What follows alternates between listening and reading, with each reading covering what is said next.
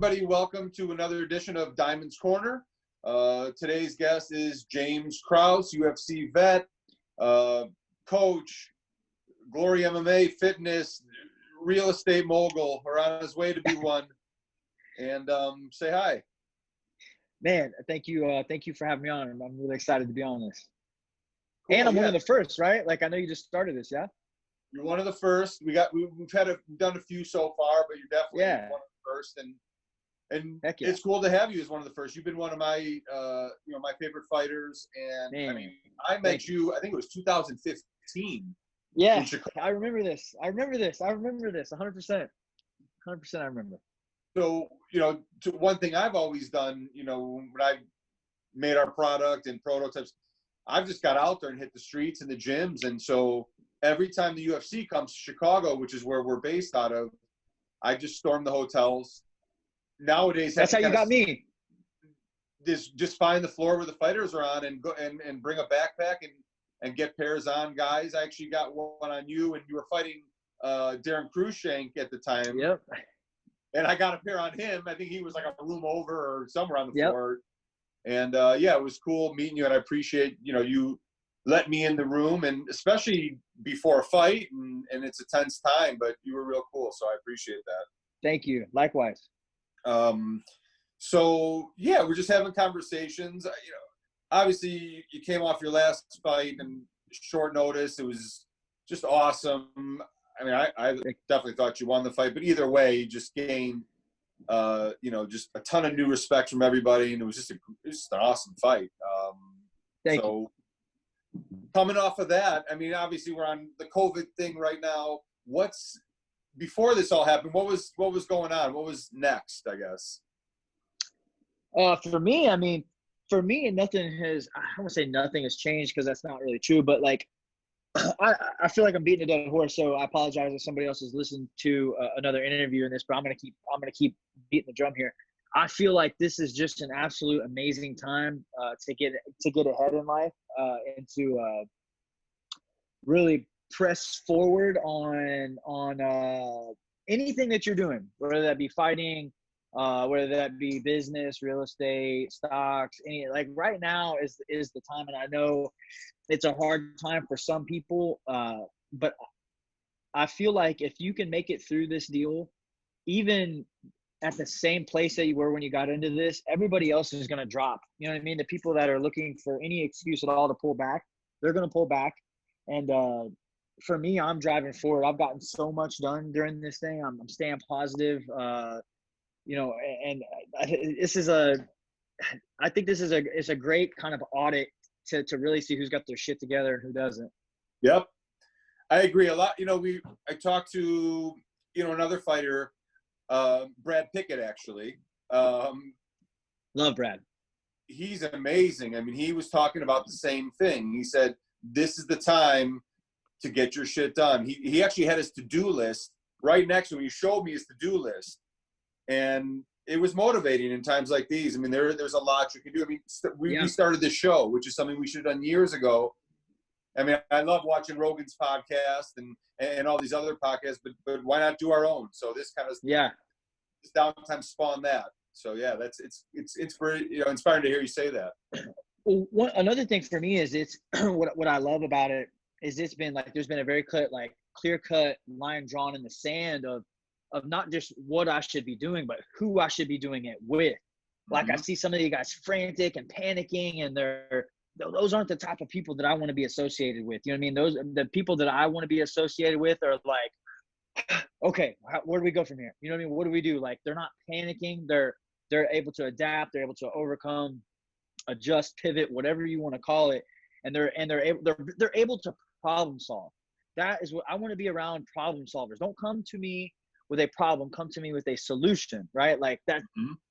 That's what I want to be. I want to be around a bunch of people that solve problems and are part of the solution, not part of the problem. They don't bitch and moan. They don't complain. Like, look, if you're failing right now, it is your fault. Like, and you have to, the sooner you take responsibility for that, the faster that you'll fix it. Because no matter what, it's not the economy's fault. It's not Donald Trump's fault. It's your fault.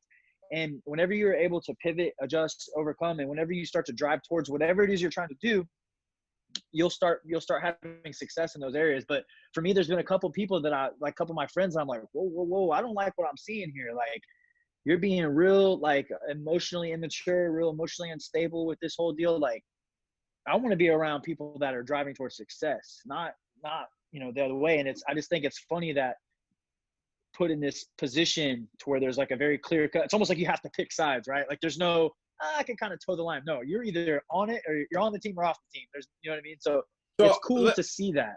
How do you, that's interesting. How do you do it? I mean, if you got a good friend, and this could be a lesson for anybody right now, because how do you have a talk with that friend? You can't just, you drop them. You say, hey man, you're just being negative every time we talk. I'm trying to do, how do you deal with that negative person that could be a close person in your life? Great question. So for me, I've been cutting close people off my whole life. So I have a little bit, a backstory. I've pretty much wrote off my entire mom's side of my family, including my mom itself. So it's a lot easier for me to do, but I'll bite and I'll answer the question to where anybody can work through it. I have different tiers of friends. Like, tier one is like, you can talk to them just about anything, talk to them often, maybe on a daily or a weekly basis, at least. You bounce ideas off of each other, somebody you respect. Tier two friends are, tier two. I have a ton of tier two friends, people that I see every day in the gym, but I don't necessarily hang out with them. And then tier three is like acquaintance. You know what I mean? Like, you're cool with them. But tier one friends, if they call you 2 a.m., hey, come get me, or I need however much money I need to borrow, you don't ask questions, you just do it. So, like, of course, your tier one, tier twos, like, especially tier one, you got to have that. Tier one is like a family member. You know what I mean? So you have to pull them aside and you have to have that conversation with them. Like, hey, man, like, just so you know, dude. And because we all need it at times. You know what I mean? There's times where we all have to check ourselves or have somebody check us, for us. So you got to have that talk with them. Like, hey, man, like, this is just what I'm seeing right now. And I just don't, I don't want to be associated with those type of people. Tier two, that's kind of 50-50. That's up to you on if you want to take the time to do it or not. But the acquaintances are the ones I'm talking about. The acquaintances are like, like, I can't hang out with you anymore. I see your bullshit. You know what I mean? I'm on to you now. So I gotta get rid of them. And to be honest, like, to me, like, I'll cut anybody off in my life that I don't feel like it. I've cut my own mom off. So, like, it ain't nothing to me to cut a friend off. You mentioned that, and obviously you can get as personal as you want, but you cut your mom off. Was that an early age in childhood? When was this recent? What? The actual cutting off part was recent, but it's just my whole life. There was unintentionally, she led me down a path of victimization. Like, I'm a victim, negative mentality, the exact opposite of type of person that I want to be. And look, I can still have a conversation with you, but it got way more into that drugs, jail time, prison. My sister I custody my sister, because her father passed away when my mom was in prison. So my mom couldn't take care of her, which is actually a blessing in disguise, because thankfully my mom doesn't take care of her now. And it's, I don't have time. In 2013, I met somebody that kind of took me under his wing and mentored me on how I should act and react. And long story short, I made a vow to myself in 2013 that I would not let anybody into my life that would allow me to go backwards, right? Like, I can only go forward. Backwards is not an option. So if I feel like you're bringing me down or if you're pushing me backwards as a person, like, I'll cut you quick. Like, it ain't nothing to me. Did you ever slip? Did you ever fall in the habit of, cutting that person off, and then they get back in there, they manipulate, and then, or were you just pretty much cold turkey and that was it, and you were gone? Man, that's smart. I see it. This is one, and everybody's got a thing that, like, everybody's got stuff that, like, bullshit that they will deal with and bullshit they won't deal with. This is not something that's negotiable to me. And of course I give them chances. You know what I mean? It's not like, oh, one time you're negative. No, it doesn't work like that. This is over the course of, you're showing me this is a trend. Like, this is not something that's happening once in a week. This is something that's happening over a period of months, So, like, this is something that, this is your personality. This is not a reaction. This is the best way to put it. This is not a reaction, it's a personality. So the second that I feel it's a personality is when I have to take action, because at that point you are no longer advancing me, in my life, you know, and Yeah. I don't want to take that out of context too, because I will help people. You know, I have helped people get out of that before, you know, because somebody helped me. So I feel like it's my duty to help other people as well. But whenever you have those conversations and not only change isn't happening, but change isn't even wanting to happen. You know what I mean? The effort has to be there for me to keep coming back from one. This person you said it was 2013 that kind of took my life changed in 2013. It was around 2012 when we started chatting though. And are you still in contact with this person today? Yeah. Not as much. We're still close though. He's one of those guys that, you know, you can call. Haven't talked to him in 6 months. You can call him and just resume where you left off. No, you know, he's a busy guy. I'm a busy guy, and he's put me in a good spot. You know what I mean? He knows I have my head on straight now. So, man, I love talking about this. By the way, not many people ask about this. This is a crazy story, man. I actually this is right after the Ultimate Fighter, and I lost to get on the show, and I wasn't sure what I wanted to do. You know, I knew I quit MMA. I was done with it. You know, I couldn't deal with the emotional roller coaster anymore.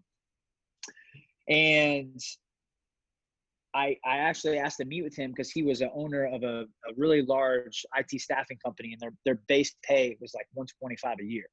So I was like, oh, I can get a job with this guy easy. So we met, and long story short, he butchered me. Like, just like, dude, I think verbatim, he said, I wouldn't hire you if you were the last person on earth. You know, I would rather be short-staffed the guy than hire you, because I was negative, you know, and he knew that if he were to bring me in, I would be a negative, a liability to the team, not an asset. So, and he was right. He wasn't wrong at all. So he says, you had a relationship with this guy prior? One of my good friends' stepdad. Yeah, I knew him. We hung out before. You know, he was a very successful guy, and I respected that. So he kind of tricked me. All right, so he tricks me. He says, "Hey, let's meet for coffee," and he did this on purpose. 6 a.m. on Friday. 6 is early for me. Like, not now. Then it was. I would get up at 6 a.m. for nobody. And I think he was trying to see if I was committed to it. You know what I mean? Like, if I was serious about it. So I was there 6 a.m. and we started talking. And he's like, "All right, are you free next Friday?" You know, so about 4 sessions in, he basically says, like, "Hey, let's make this a formal thing. We'll meet here every Friday, 6 a.m. And we met for 2 hours every Friday. He gave me homework. I mean, I had to read a ton of books. I had like worksheets I had to work through. So long story shorter, I know it's long already, but he was in the middle of writing a mentor book and used me as a guinea pig to see what worked, what didn't work. Oh, cool. Man, I was stubborn as shit, but he got the job done, and he changed my life, man. I'm forever grateful for him. That's amazing. And that the importance of a mentor, and especially at the right time, you know, when you need it, or, you know, in a pivotal I needed point. it most. Any point in my life, that was when I needed it most. And wow, that's amazing. That's cool. So now, I mean, you talk about, it's interesting. So we have tier 1 friends, we've got tier 2 friends, we've got a tier 3, which is acquaintances. Yeah. You know, balancing all that out, not wasting any time with negative people, especially when you're trying to accomplish everything that you're doing. I mean, you're coaching, you're a gym owner, you're real estate, you're raising a family. I mean, it's amazing. But what is a day in the life now? I mean, what is your day, you know, kind of under this quarantine? I mean, how do you make the most of your day? Like, as it sits right now with the quarantine? Yeah, like with the quarantine, I mean, and with everything that you're involved in, how do you try to keep everything running and stay productive? Yeah, it's tough. It's, you know, I mean, the gym is closed, but I go to the gym every day. I'm working with a couple guys. You know, we're doing some small session training. Mm-hmm. I have a couple of guys that have, you know, fights in the summertime, big fights in the summertime. So we don't just want to get out of shape. We got to stay somewhat prepared. So in the morning, I leave the house at 8. Usually I get up at 6:30, 7, watch the little guy, let the wife sleep in until 8. Then I take him in there, get dressed. I'm usually out of the house 8:15, go to the gym. I'm usually coaching, like doing pad work, private sessions with some of the fighters until 10:30. And then I train, I coach and train there. Sometimes it depends. We have different coaches, but most of the time I'm coaching. And then if I have a fight, I'll train within that. A lot of times I drill. Depends on who it is. There's a bunch of different scenarios. So 10:30 to noon, then I go eat. And then I do some business, whatever needs my attention at that point. Sometimes it's the gyms. Sometimes it's real estate. I just get my errands done from 12 to 3-ish. And then I coach more from 3 to 5. And then 5:30 we train again. And then I'm usually home by 7:30, 8 o'clock at night. But that's a normal day. I'm sorry. That's a normal day. Now I'm home by 2 every day. And I just do my errands and stuff when I get home, make all my calls. Like I had to go to the rental that I have earlier. So I'm usually cut that, and then I'm home by 2 o'clock every day. And then I'm doing errands from home now. Cool. Back to the mentoring real quick, because I'm kind of fascinated about that, and that's interesting. What was like the biggest takeaway that you think from your time? What was the biggest light bulb? Was it gradual? Was there the light switch on, or was it some homework assignment that he gave you? They were like, holy shit, I see what this dude's trying to do. I mean, is there any examples that you could think of? No, I don't think it was like one day I was like, boom.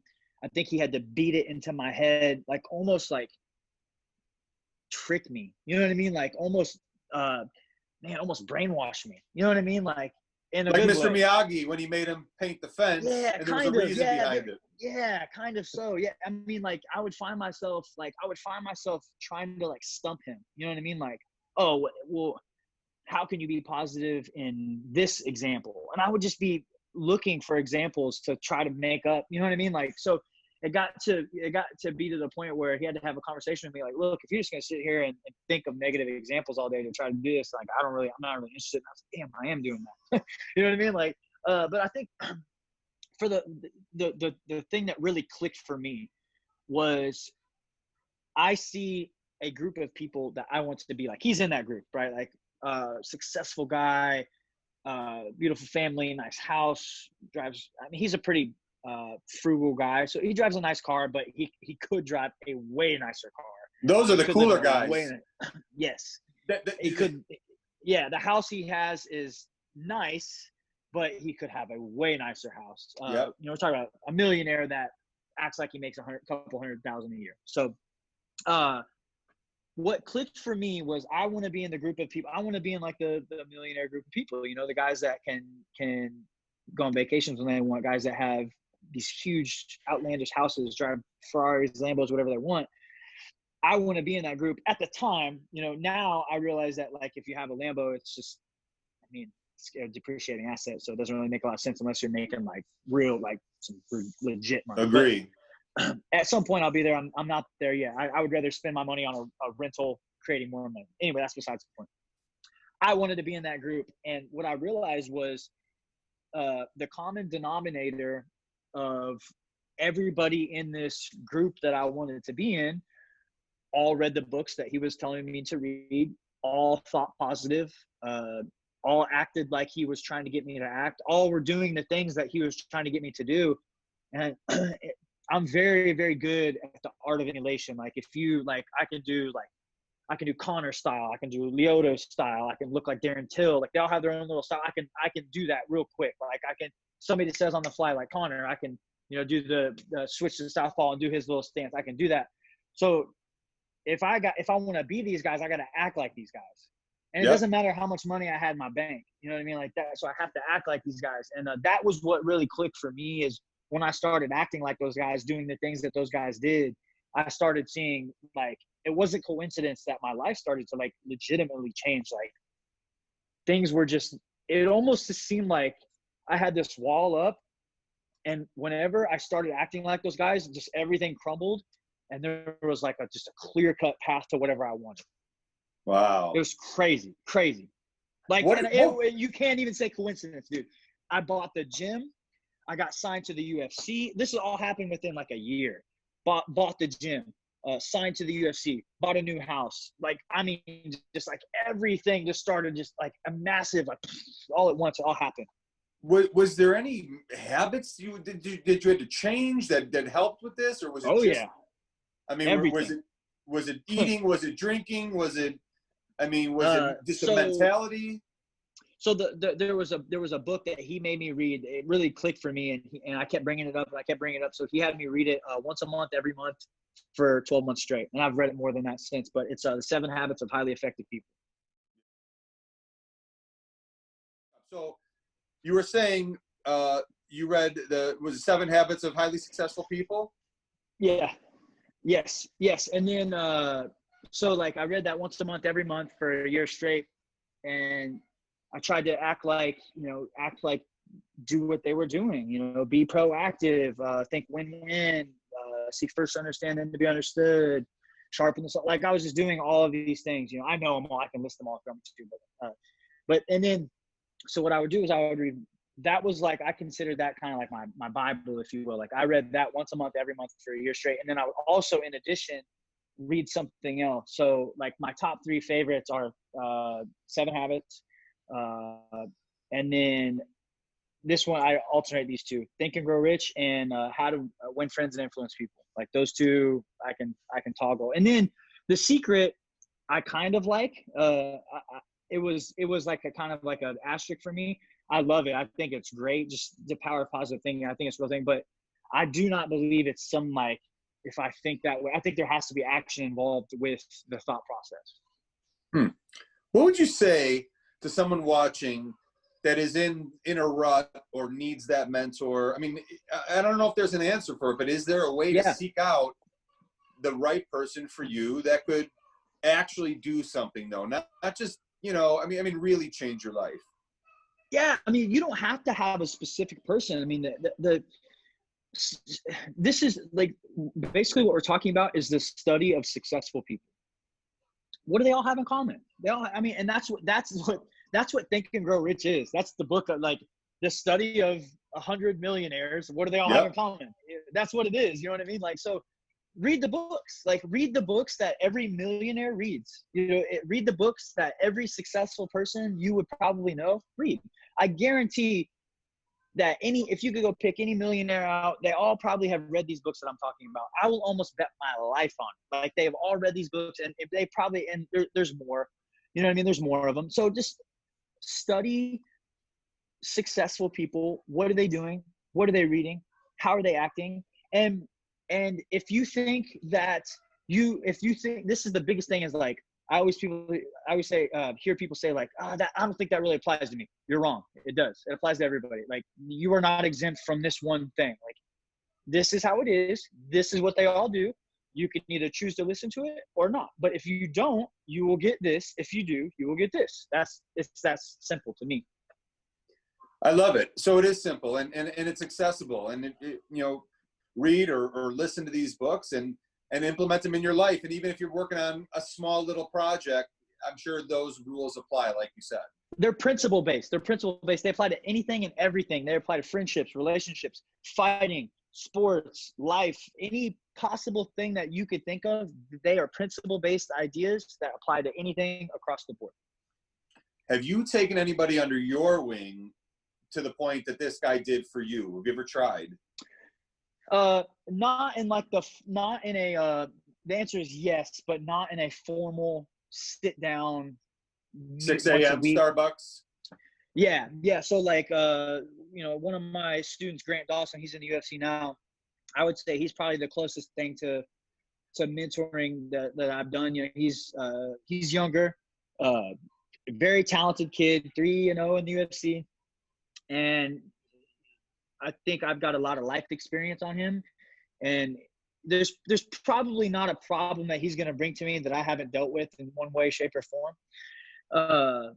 So yeah, we talk a lot about life. We talk a lot about, relationships. We talk a lot about fighting, being a man, growing up, and he's done an incredible job growing up, becoming mature, man. I think that's something. And maybe correct me if I'm wrong, and there is this already, but probably that's really needed in training and coaching is that mentorship. I mean, be outside 100%. Of, the gym, and especially if a fighter puts some wins together and gets that career going and starts to really earn that big paycheck, it's so easy to go down the wrong road. I mean, does the UFC, I know they had meetings in the past where they bring all the fighters. Do they have any program like that for like a mental health program a joke, by the or way. mentoring? No, they don't have any. Those were a joke, by the way. Those summits, those are an absolute shit show. So no, the answer is no, and that's something that I'm extremely passionate about. Grant is very smart with his money. He listens to me. If I tell him to do something, he takes it as gold because he understands, like, hey, I see this guy. I want to be like this guy. This guy is doing this, and he's telling me to do this, so I'm going to do it. I'm not saying I'm the know-all be-all, but I'm way ahead in life than he is because I have more experience than him. He'll far surpass what I've done. But he it's once again, it's a study of successful people. He sees success in me. I'm a real life example of what he wants, so he tries to do the things that I'm doing and do the things that I say. Shit rolls downhill, right? So I'm trying to study people more successful than me, and then those, so on and so forth. So yeah, I mean, it's pretty crazy. But here's the thing is it's simple, but it's hard because change is hard. Change is uncomfortable, but uncomfort is change. And that's where it's like, you gotta, you know what I mean? Like, you gotta go through the mud to get to the green grass. You know what I mean? So, it's tough. It's tough for people to do. They don't want to hold themselves accountable for the decisions they make a lot of times. Well, accountability is everything. And that's why having a tier 1 friend that can help you be accountable and hold you accountable and, say, hey man, we're going for that run. I know you don't want to go, but you just told me last week, you're feeling fat and out of shape. And you told me let's go. I'm picking you up. Let's go. Having those type of people in your life. And that's been a couple of partners I've had in Diamond MMA to just keep us grinding and going. And, it's very important. So that's the difference between that's the difference between a tier 1 and a tier 2. A tier 2 will call you until you get your ass up. A tier 1 will come pick you up and go with you. Yep, exactly.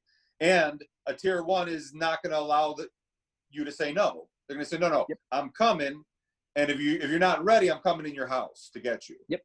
And I've had friends since kindergarten. I'm 41 years old, so I got it's interesting to not only know about the tier 1, tier 2, and then your tier 3s, but be aware of it and know and say, hey, this guy might be slipping down, a tier and just consciously being around those successful people with aligned goals, like you're saying, is going to help bring you up also. And that's something 100%. I'm constantly working on. I'll find myself, complaining or down, but luckily I'll have a team member say, hey, like you said, we need a solution. We're not here to complain about the problem.